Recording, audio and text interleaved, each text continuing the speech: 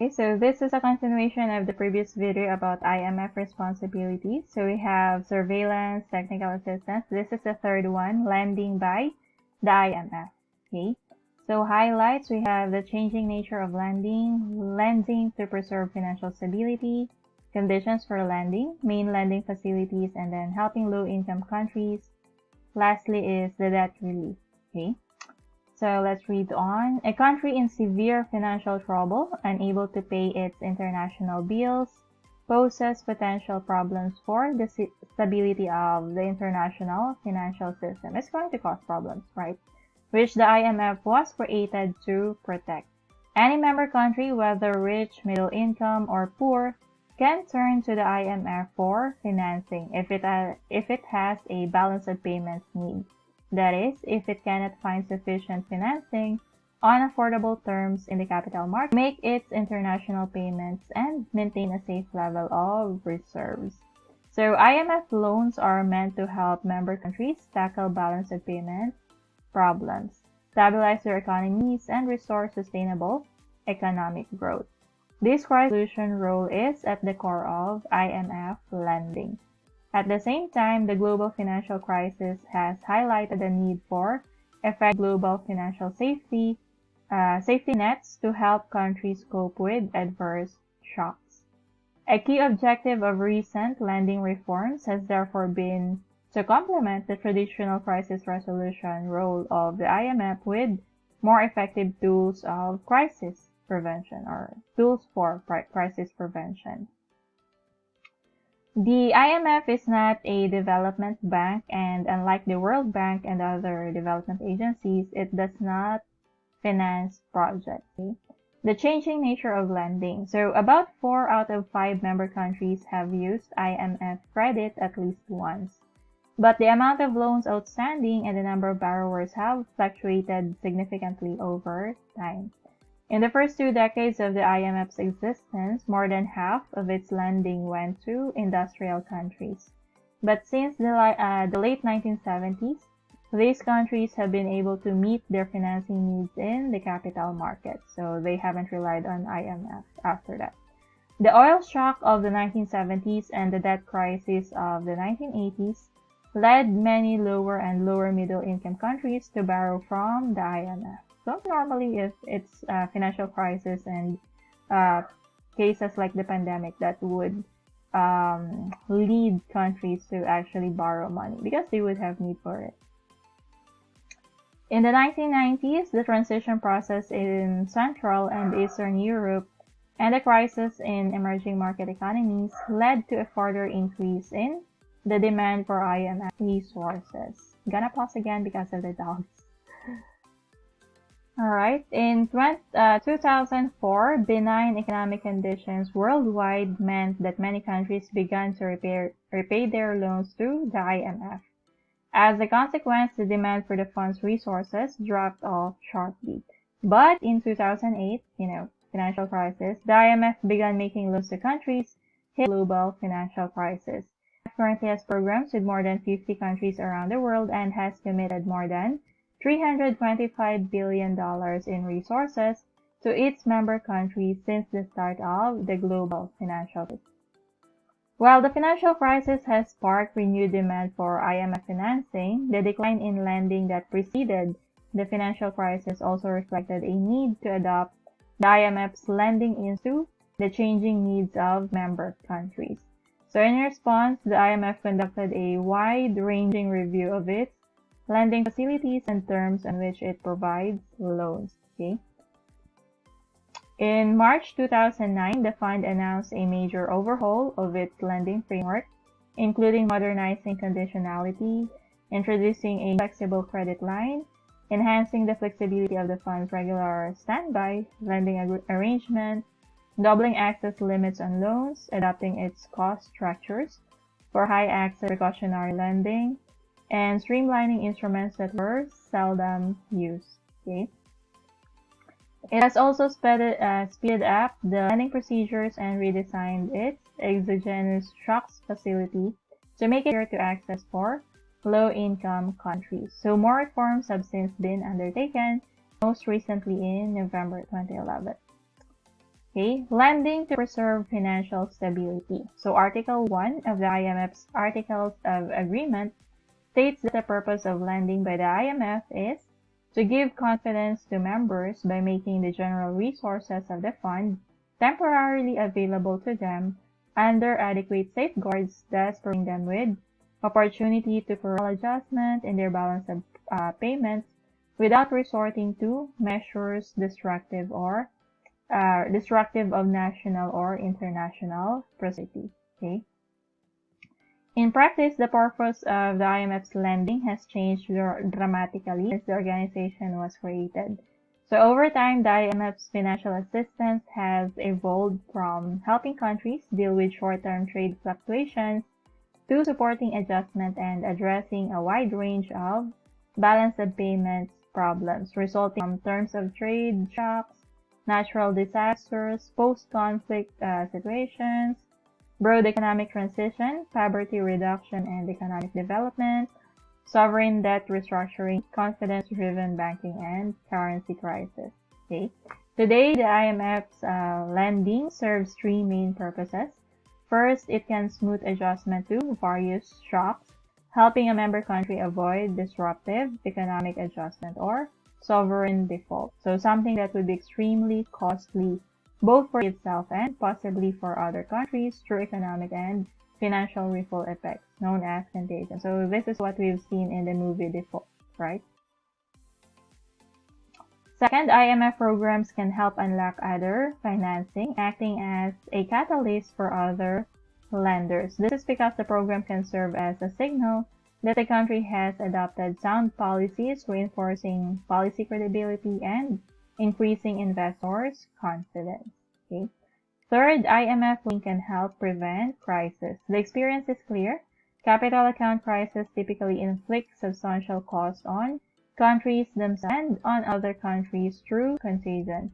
The best way to deal with capital account problems is to nip them in the bud before they develop into a full-blown crisis. Okay.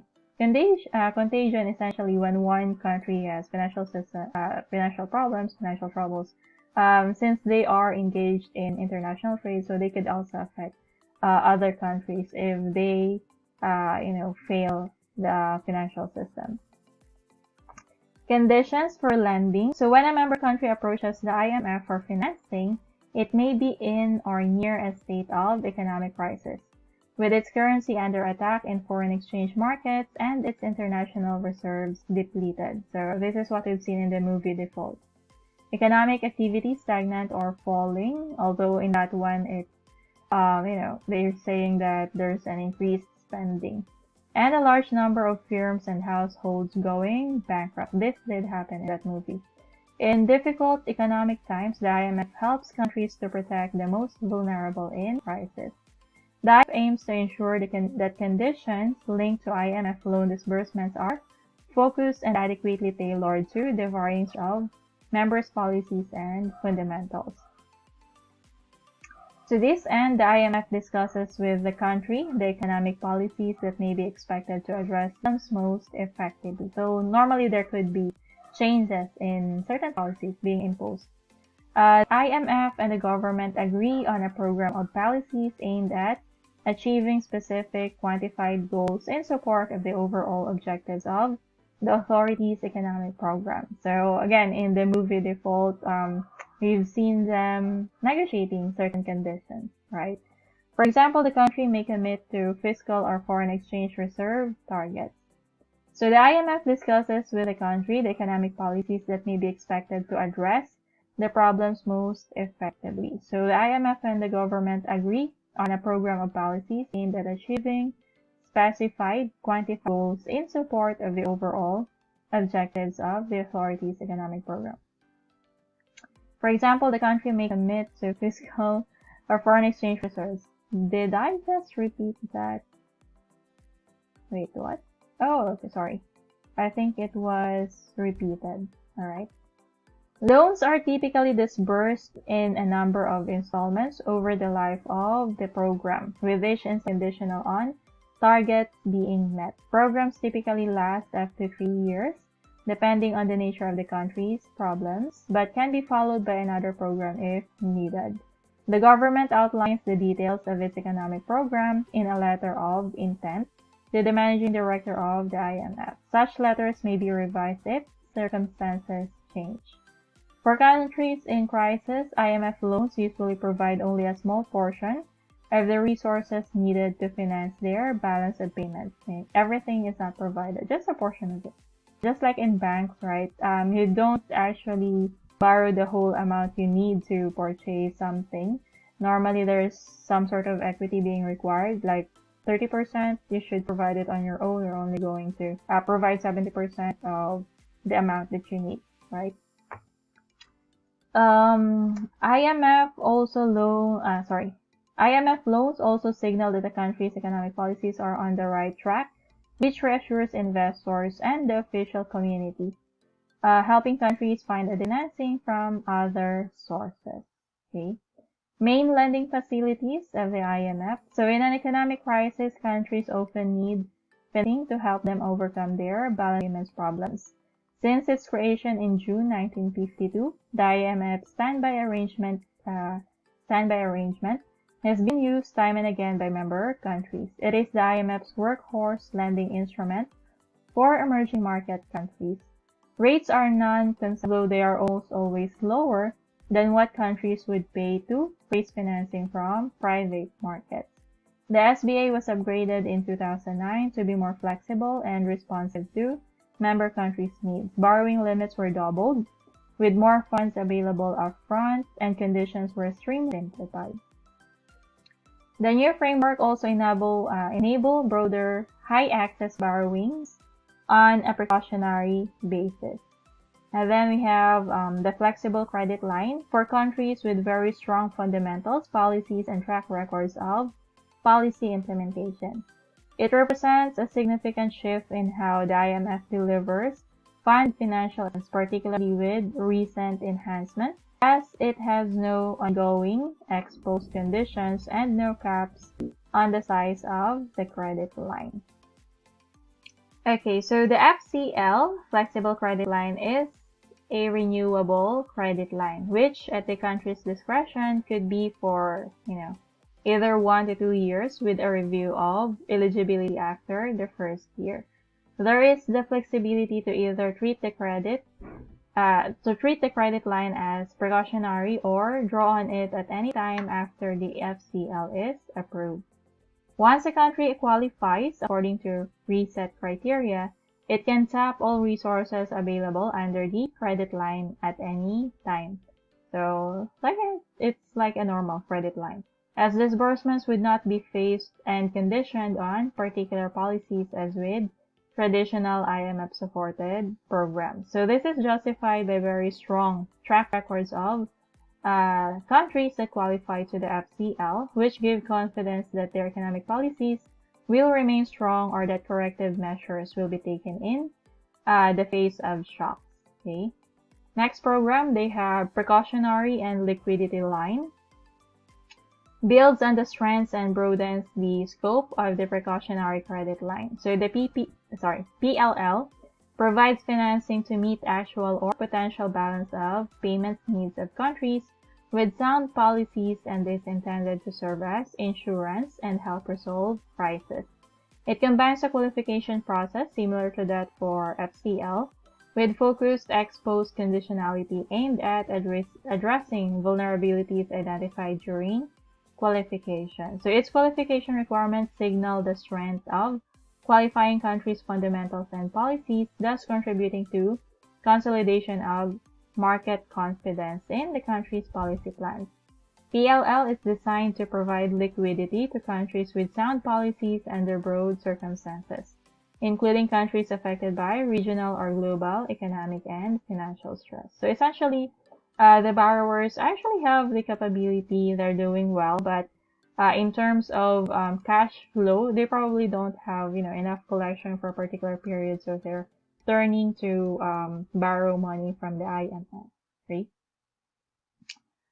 The Rapid Financing Instrument, RFI, provides rapid and low-access financial assistance to member countries facing urgent balance of payments need without the need for a full-fledged program.